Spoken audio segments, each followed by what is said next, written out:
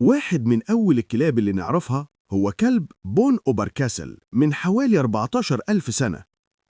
هي عاشت بعد ما جالها مرض صعب وهي جرو، وغالبا ما كانتش مفيدة ككلب صيد، يعني أصحابها غالبا كانوا مخليينها بس كحيوان أليف علشان الحضن والدلع. من أيام التدجين الأولى البني آدمين بقوا بيختاروا يربوا الكلاب بصفات معينة، وده خلى فيه مئات السلالات المختلفة. خلينا نتكلم عن شوية سلالات مميزة. الماستيف، وزنهم ساعات بيعدي 100 كيلو، واستخدموهم ككلاب حراسة وصيد وكمان في الجيش. دلوقتي بقوا معروفين باللعابي أكتر من الشراسة. اللابرادور ريتريفر، ألوانهم غالباً أصفر، أسود أو بني شوكولاتة. اتربوا في كندا علشان يجيبوا الطرائد للصيادين، بس علشان ودودين وذكيين بقوا دلوقتي حيوانات أليفة مشهورة جداً. الجولدن ريتريفر شبه اللابرادور جداً، وتربوا لنفس الشغلانات تقريباً، بس أصلهم من اسكتلندا.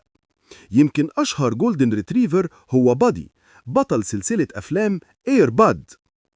الداش هاوند، المعروفين بكلاب السوسيس، اتربوا علشان يدخلوا الجحور ويطلعوا الغرير، وكلمة داكس بالألماني معناها غرير. دلوقتي بقوا كلاب أليفة أكتر. الشيواوا، أصغر سلالة كلاب في العالم، واخدين اسمهم من ولاية في المكسيك. أصغر تشيواوا في التاريخ بيرل، طولها 5 بوصة ووزنها حوالي نص كيلو. البولدوج الفرنسي، شكله شوية شبه الجريملينز، بس شكله بقى موضة.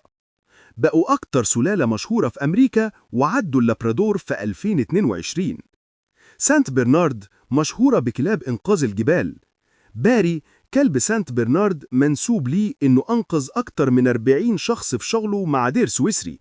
كان بيشم الناس اللي محبوسة تحت الانهيارات الجليدية ويحفر ويطلعهم، وبعدها يلحسهم وينام عليهم علشان يدفيهم.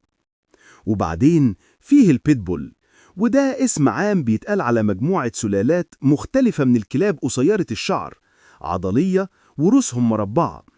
بسبب تاريخهم في استخدامهم في معارك الكلاب والسمعة اللي غالباً مش عادلة، الكلاب دي ساعات بيتسموا عمداً بأسماء سلالات تانية في ملاجئ الحيوانات علشان يبقوا أسهل في التبني.